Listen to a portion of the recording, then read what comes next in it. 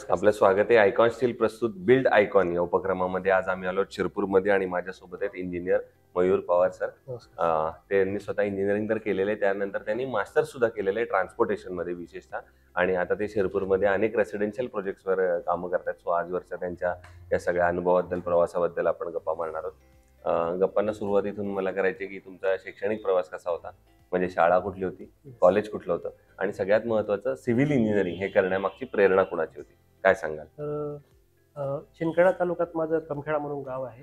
तर त्या गावातून मी 10वीचं शिक्षण पूर्ण केलं. त्यानंतर ते पुढचं शिक्षण आहे ते डिस्ट्रिक्ट लेवललाच झालं. तर मी 11वी 12वी न निवडता सिव्हिल इंजिनिअरिंगमध्ये डिप्लोमा करायचा निर्णय घेतला. त्याच्यासाठी मला आमचे वडिलांचे मित्र वडील यांनी मला फोर्स केला की बेटा तू सिव्हिल इंजिनिअरिंग कर, पुढे तुला भविष्य चांगलं मिळेल, तुझं आयुष्य चांगलं होईल. तर त्यांची प्रेरणा घेऊन मी डिप्लोमाला ॲडमिशन घेतलं आणि 2010 ते 2013मध्ये मी गव्हर्नमेंट कॉलेज धुळे या ठिकाणी माझा डिप्लोमा पूर्ण केला. त्याच्यानंतर मी माझं पुढचं शिक्षण म्हणजे बॅचलर्स डिग्री ही संगमनेरला पूर्ण केली. बाळासाहेब थोरात यांची संस्था आहे अमृत वाहिनी इंजिनिअरिंग कॉलेजमध्ये. तर 2016मध्ये मी तिथून पासआउट केलं. आणि देन ॲज 2016मध्ये असं कल्चर होतं की त्या काळात म्हणजे तुम्हाला MPSCचा अभ्यास करावाच लागेल असं आमच्या म्हणजे डोक्यात घालण्यात आलं की याच्यानंतर तुम्हाला गव्हर्नमेंटमध्ये सर्व्हिस करावं लागेल. बरोबर. तर आम्ही 2016 नंतर पुण्याला गेलो, प्रायव्हेट क्लासेस वगैरे केले. बरं. मग स्ट्रगल चालू झालं. हो. अभ्यास करत गेलो, एक्झाम देत गेलो, अभ्यास करत गेलो, एक्झाम देत गेलो. तर हा प्रवास चालूच होता. तर ते 6 महिन्याच्या कोर्स नंतर आम्ही परत गावी आलो. गावी आल्यानंतर वडिलांनी शिरपूरला एक 2007-8 मध्ये घर बांधून ठेवलेलं होतं. तर आम्ही राहायचो गावीच. पण मी वडिलांना फोर्स केला की आपण जाऊया म्हटलं. शहरात गेल्यानंतर आपल्याला बरेच प्रॉब्लेम सॉल्व्ह होतील आणि त्याच्यानंतर मला पण काहीतरी नवीन काय करायला संधी मिळेल म्हटलं. बरोबर. तर वडिलांनी माझं ऐकलं. तर आम्ही 2016ला शिरपूरला आलो. शिरपूरला आल्यानंतर आता रिसेंटली दीपक सोनारे सरांची इंटरव्ह्यू झाली. तर त्यांच्या घरासमोरच माझं घर होतं, आता पण आहेच. मग मी असाच माझा बसलो होतो ओट्यावरती.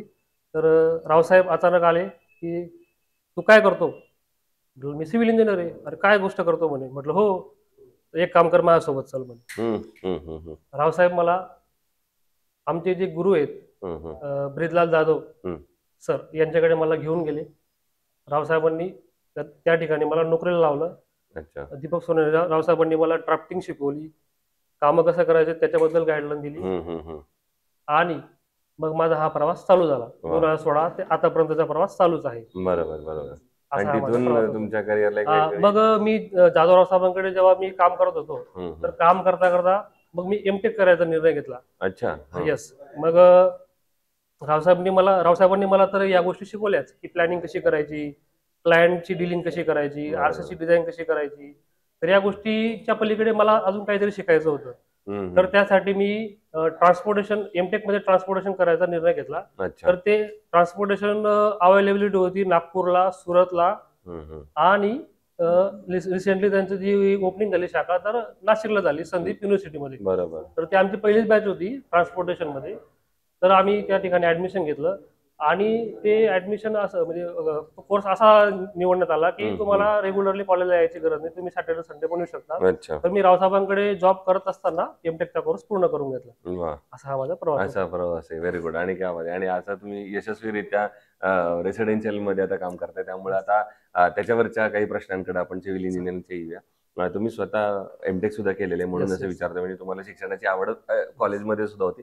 तर आता तुम्ही एखादा कुठला पुन्हा व्यावसायिक कोर्स केलाय का, किंवा आता तुम्हाला असं वाटतं का की मला या शिक्षणाबरोबर जे आता बदलतं तंत्रज्ञान आहे त्याच्याशी रिलेटेड एखादा काही कोर्स केला पाहिजे? आता तर कोर्स तर नवीन कोर्स म्हटलं तर इलेव्हेशन मध्येच आहेत भरपूर. करोना एक सॉफ्टवेअर आहे, माया सॉफ्टवेअर आहे 3D मध्ये. तर लोकांचं जे आकर्षण आहे आज बिल्डिंगच्या क्वालिटीकडे नाही तर बिल्डिंगचा देखावा कसा असणार आहे बाहेरून त्याच्याकडे जास्त आकर्षण असतं. तर तो कोर्स जर आता प्रत्येक इंजिनियर किंवा जे डिझायनर आहेत त्यांनी जर ऍडव्हान्स मध्ये केला तर अजून आपली इंडस्ट्री ती वाईड होऊ शकते, त्याचा भरपूर लोकांना फायदा होऊ शकतो. बरोबर. हे आता तुम्ही म्हणालात तसं, तर त्या तंत्रज्ञानाचा आणि आता कसा वापर होतो तुमच्या या इंडस्ट्रीमध्ये रोजच्या कामामध्ये?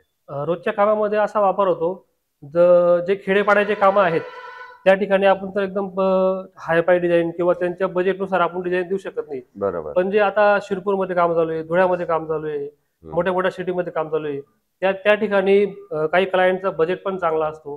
तर त्यानुसार आता जी 3D किंवा इलेव्हेशन देण्याची पद्धत झाली आहे ती एकदम छान प्रकारे झालेली आहे. म्हणजे आपण फॉरेन कंट्रीचे जे डिझाईन्स आहेत ते सुद्धा आपण देऊ शकतोय, किंवा एखादे छान आर्किटेक्ट जे आहेत ते इंटेरियरचं पण काम छान पद्धतीने करून घेतात. अशा भरपूर गोष्टी आहेत त्या आपण करू शकतो. बरोबर आहे. दुसरं, या क्षेत्रामध्ये अकुशल कामगारांचं प्रमाण फार मोठं आहे.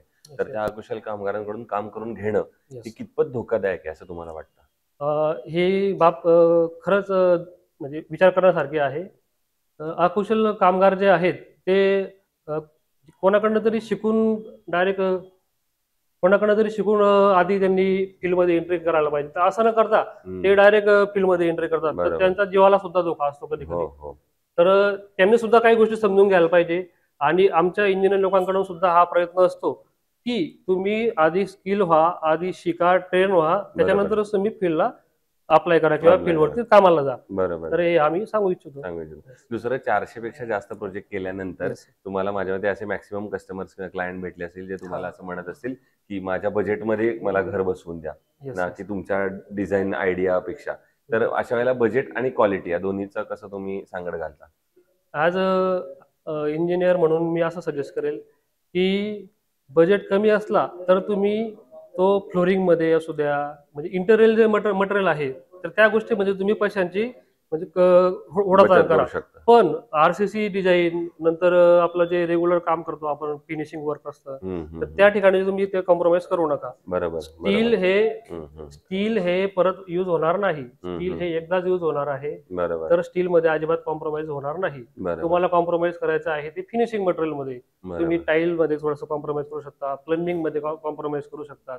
तर अशा गोष्टी ज्या आहेत त्या ठिकाणी तुम्ही कॉम्प्रोमाइज करा. बरोबर. हे झाले तुमचे त्या वेगवेगळ्या याच्याकडे बघण्याचे दृष्टिकोन. त्याचप्रमाणे मला असं विचारायचंय, धुळे जिल्ह्याच्या विकासाचं विजन तुमच्या नजरेतून असं जर विचारलं तर मग तुमच्या नजरेसमोर काय काय मुद्दे येतात, काय सांगाल? विकासाचा जर विचार केला तर आज महाराष्ट्र शासनाने जो निधी मंजूर केला आहे की घरकुल योजना दिलेली आहे, तर त्या योजनेमध्ये फार खेड्यापाड्यांचा आज विकास होत आहे. फार लोक खेड्यापाड्यात काम करत आहे. ऍज अ इंजिनियर, आणि मी एक स्वतः कॉन्ट्रॅक्टर सुद्धा आहे, मी पूर्ण घर कॉन्ट्रॅक्टने घेतो. तर आज शहरात जेवढे कामं चालू आहेत त्याच्या काहीतरी 50% 60% कामं आज आपल्या खेड्यापाड्यात चालू आहेत. तर एक खेड्यात अशी ट्रेंड चालू आहे आता सध्या तरी. आता काही नामांकित ठेकेदार असतात ते आज खेड्यात कामं करतायत, पण ते ऍज इंजिनियर म्हणून काम करू शकत नाही किंवा इंजिनियरच्या डिझाईननुसार काम करू शकत नाही. त्यामुळे ते काय करतात, खेड्यापाड्याच्या लोकांना काहीतरी कमी रेट देतात की तुम्हाला या रेटमध्ये मी काम पूर्ण करून देतो. तर मग ते असं एक आम्ही साईडला जातो किंवा साईडवर जाताना बघतो की त्या व्यक्तीची किंवा त्या घराची क्वालिटी कशी होते. तर मग त्या अनुषंगाने मी स्वतः त्याच रेटमध्ये कामं करायला सुरुवात केलेली आहेत खेडेपाड्यावरती. पण ते काम करताना मी जे आरसीसी स्ट्रक्चर आहे त्याच्याकडे फार जोराने लक्ष देतो की त्याच्यात काही कमी पडायला नको. त्याच रेटमध्ये वाटल्यास आपला फायदा जो असेल तो कमी का असेना, पण समोरच्याचं जे घर आहे त्याला काहीतरी 60+ 100+ काहीतरी लाईफ मिळायला पाहिजे. बरोबर. हा माझा मोठो आहे. बरोबर. आणि हे सगळं करताना शासनाकडनं काय अपेक्षा आहे तुमचं? शासनाकडनं तर आता अपेक्षा तर बऱ्यापैकी आहेच, पण अजून जर एक मेजर जो पॉइंट आहे की लेबर लोकांचा जो म्हणजे कधी कधी लेबर लोकांना साईटवरती ऍक्सिडेंट होतो, त्यांचा जीवाशी काहीतरी हे होतं, तर त्यांच्यासाठी जर त्यांनी इन्शुरन्सचा व्यवस्था केली, लाईफ इन्शुरन्स स्वतः गव्हर्नमेंटने, तर ते फार छान होईल. त्याच्या परिवाराला काहीतरी मदत होते भविष्यात, त्याचा परिवार सुखी जगू शकेल. ही एक माझी इच्छा आहे. दुसरं, या क्षेत्रात जे आता तरुण इंजिनियर्स येतात त्यांना तुम्ही काय मित्रत्वाच्या नात्यानं सल्ला, टिप्स द्याल? तरुण म्हटलं मी पण आज तरुणच आहे. एक अशी घटना घडली मागे 10 दिवसापूर्वी. तर माझा एक मित्र आहे, इंजिनियर आहेत ते पण, अजय वाणी म्हणून, ते पण धुळ्याला काम करतात. बरोबर. मग मी कॉन्ट्रॅक्टर जो बनलो आहे तर त्या मित्राची हिमतीमुळेच बनलेला आहे. बरोबर. 2020 साली त्या मित्राने एक गोष्ट सांगितली. आम्हाला एक अंमळनेर तालुक्यात काम मिळालं होतं. तर मी नाही म्हणायचो, म्हटलं मला तो अनुभव नाही बाबा, उगाच कशाला करायचं. तर तो बोलला की एक तर नफा होईल किंवा तोटा होईल. या एक मोटोने आम्ही काम सुरू केलं बरोबर. आणि त्याच्यानंतर मला हिंमत आली आणि मी कॉन्ट्रॅक्ट घ्यायला सुरुवात केली.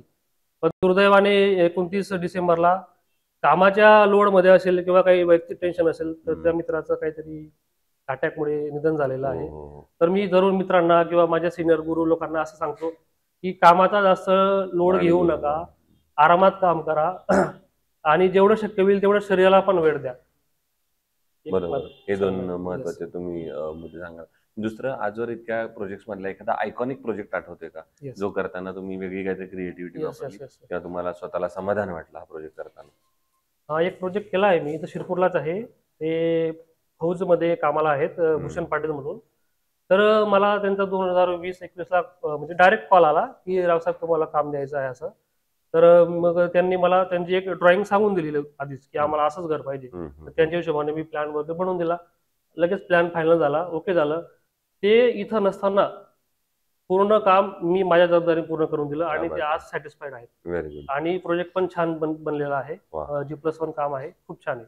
Very good. आणि एखादा आव्हानात्मक प्रकल्प आठवतोय का, की ज्याच्यात काहीतरी मोठा प्रॉब्लेम आला, दुर्घटना घडली किंवा ती होण्यापासून तुम्ही वाचवण्यासाठी कोणाचा तरी सल्ला घेतला, कधी हाताखालच्या माणसाने तुम्हाला मदत केली असेल, कधी तुम्ही कुठल्या तरी सिनियरना फोन केला असेल, त्यांची मदत मागितली असेल? माझ्यासोबत तर अशी काही घटना घडलेली नाही, पण मला आतापर्यंत जे पण प्रॉब्लेम आहेत तर माझे जे प्रथम गुरु आहेत हो, दीपक सोनवणे सर हो. यांनी मला सावरून घेतलेलं आहे. बरोबर. त्यांनीच मला म्हणजे या फील्डमध्ये आणलेलं आहे. क्या बात. दुसरं, बांधकामासाठी स्टील निवडताना तुम्ही काय पॅरामीटर्स चेक करता किंवा काय बघता गुणवैशिष्ट्य? Actually as a technical engineer म्हणून ज्या स्टीलच्या आम्ही टेस्टिंग करतो त्या टेस्टिंग परिपूर्ण झालेल्या पाहिजेत. बरोबर. स्टीलची जी टेन्साईल स्ट्रेंथ आहे त्या टेन्साईल स्ट्रेंथनुसारच आपण काम करायला पाहिजे. आणि आता बिल्डिंगमध्ये पण प्रकार आहेत. लो रिस्क बिल्डिंग असते, हाय रिस्क बिल्डिंग असते, अपार्टमेंट बिल्डिंग असतात, रो हाऊस बिल्डिंग असतात, मल्टी स्टोरेज बिल्डिंग असतात. तर त्या केसमध्ये आपण number of storage, number of rooms, number of width किंवा ज्या पॅरामीटर्स आहेत बिल्डिंगच्या त्या विचारात घेऊनच आपण स्टीलची डिझाईन करायला हवी. किंवा जे आपले स्ट्रक्चरल इंजिनियर आहेत त्यांच्याकडनं जर आपण स्टील डिटेलिंग घेतली तर अतिउत्तम होतं. त्याच्याने घराची लाईफ वाढते, अजून घराला काहीतरी नवीन नवीन गोष्टी आपल्याला करता येतात इंटेरियर म्हणून.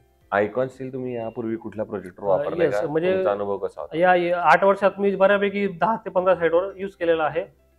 पण मी ज्या साईडवर युज केले ते माझ्या सुपरविजन साईड आहेत, वैयक्तिक साईड अजून नाही केलेले नाही. सो हे होते इंजिनियर मयूर पवार सर, आणि त्यांनी अतिशय उत्तमरित्या आपल्याशी बातचीत केली. इतकंच नव्हे तर त्या जे नवीन तरुण इंजिनियर्स येणार आहेत त्या क्षेत्रात त्यांनाही फार महत्वाच्या काही गोष्टी सांगितल्या, ज्या या क्षेत्रात येण्यासाठी, काम करण्यासाठी आणि यशासाठी, तिन्ही गोष्टींसाठी फार महत्वाच्या. पुन्हा एकदा आपले मनपूर्वक आभार की तुम्ही आलात, इतक्या मनमोकळेपणाने गप्पा मारलात. येणाऱ्या अशाच काळात तुमच्या उत्तमोत्तम आयकॉनिक प्रोजेक्ट घडावेत याच माझ्याकडून आणि आयकॉन स्टील दोघांकडून मनपूर्वक शुभेच्छा. Thank you very much.